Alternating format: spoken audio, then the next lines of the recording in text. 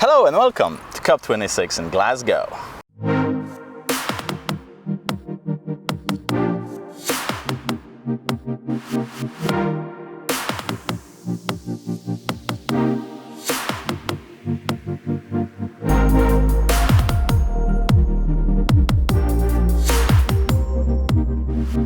Climate Summit in Paris was all about commitments and plans. Now it's time for action. We expect our governments to act now, but really, we all need to start acting now. Not next year, not tomorrow, but today. What can I do for climate today? What can you do today? If you have even the slightest interest in reducing your carbon footprint, you probably know a few things you can do today already. Eat less meat, waste less food, walk and cycle more. But what about driving?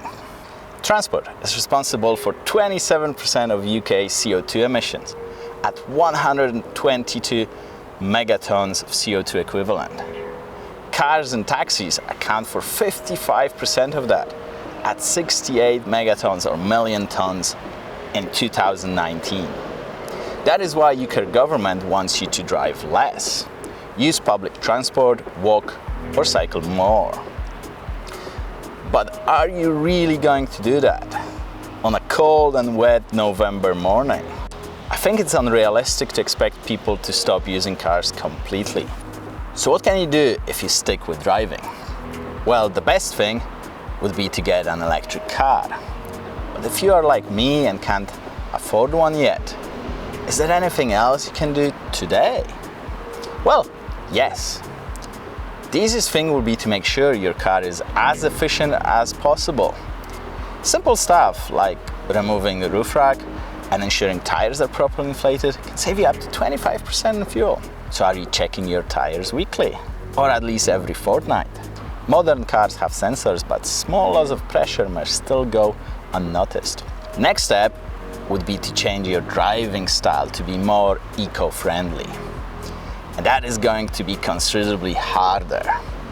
Changing habit takes time and commitment, and it is, in a sense, unpleasant. The easiest change you can make is actually to drive slower. As simple as that.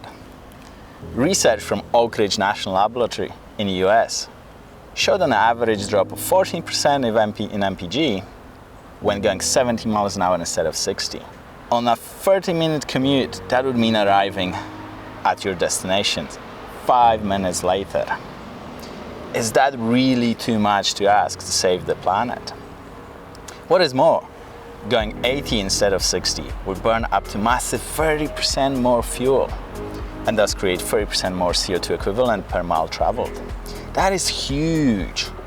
If we could cut emissions from cars by 30%, we would be saving over 20 million tons of CO2 per year. That is more than total emission by heavy good vehicles, the lorries, in the UK. It's like taking all the lorries off the road by simply taking your foot off the pedal. Yes, it's not easy. We are all constantly in a hurry. But to save the planet, we will all have to make sacrifices. I love my burgers, yet I still do meat-free Fridays. I don't particularly like it, but I'm trying to do my bit. What are you willing to sacrifice today? But you can go even further. Urban driving.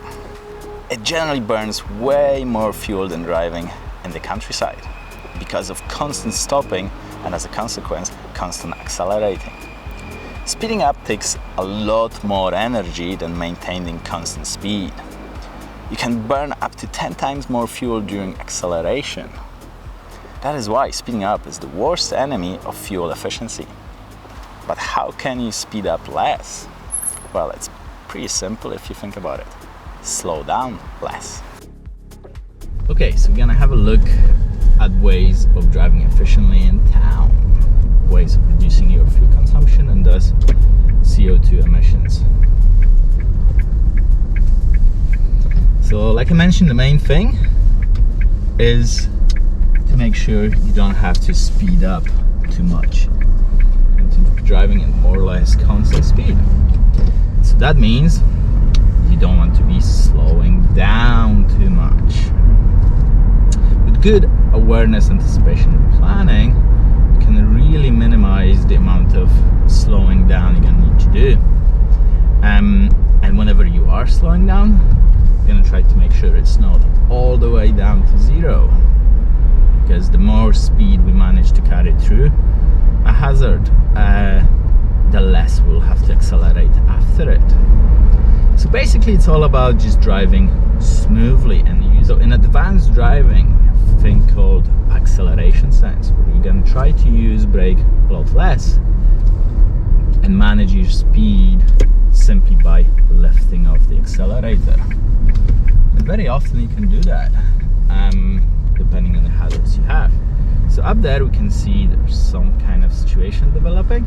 Rather than speeding up and having to slow down for it again, I just delayed my acceleration. So still doing 23. Now I can open up to 30. That's 30 and the gear is 4. Top of the hill I can see the lights are red. So I'm gonna make sure I don't arrive there too early. If I do arrive there when the lights are still red, I would have to stop.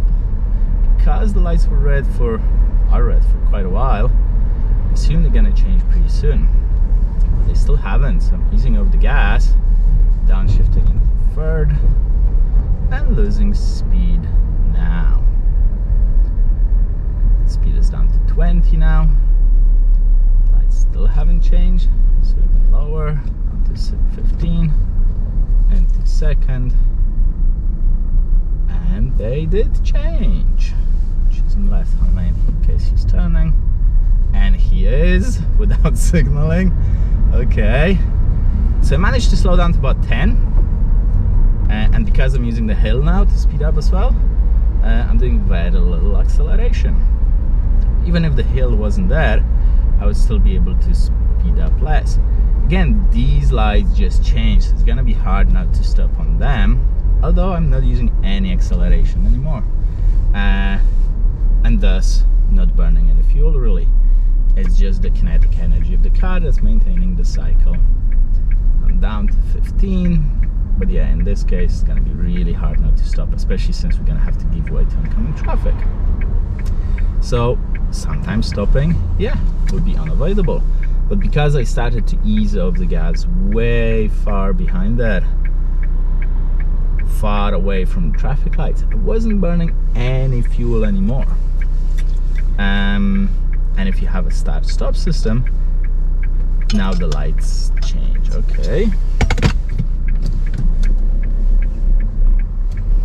So I'm gonna cruise slowly, not speeding up and then braking, because there's no need for that. That would just unnecessarily burn fuel. I'm gonna try to arrive there after this car, and still going slowly because there's still not much space to deal with here. I'm gonna choose right hand lane so I don't block the pedestrian crossing, and then I'll have to change lane.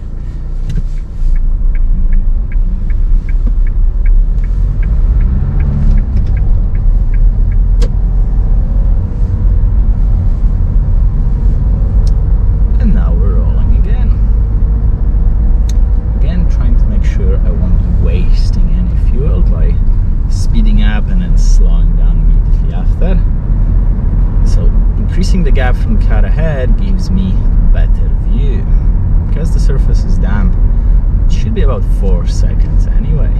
See the next lights are green. I don't see any pedestrians there. So I'm just maintaining the pace. Now there is one pedestrian approaching. I'm gonna track if she manages to press the button. Probably not. The traffic picked up speed, so we're up to 27, 28 now. Although still looking around the bend to see if we're not gonna be slowing down anytime soon. And I think there are cars slowing down now. Okay. Oh, the cyclists, that's why they were slowing down. Yes, the cyclist is setting the pace. Because we didn't accelerate aggressively, now we don't have to lose speed aggressively either. Cyclist, I'm going to stay right hand lane, though he's moving pretty fast.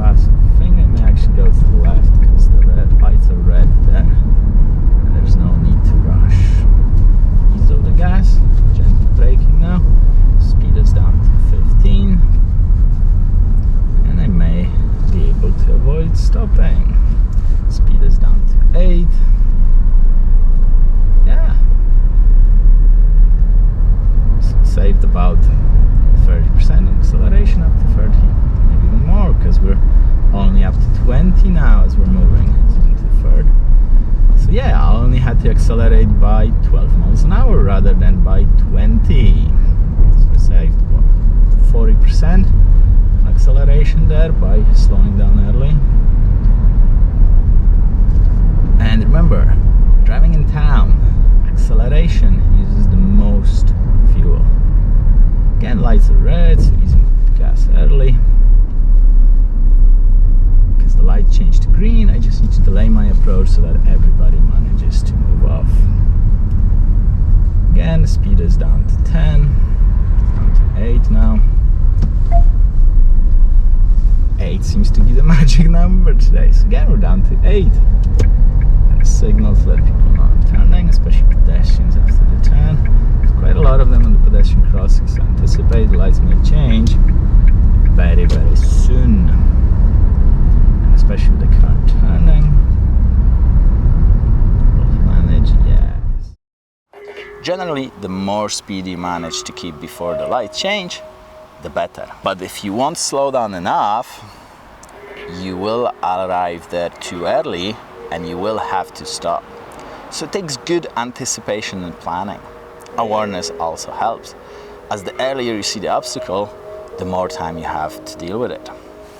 But the best thing you can do by far when it comes to driving is car sharing. If you have 3 passengers instead of driving alone, you can save a massive 75% on your carbon footprint. So think about that next time you're driving to work, school, or to any social meeting.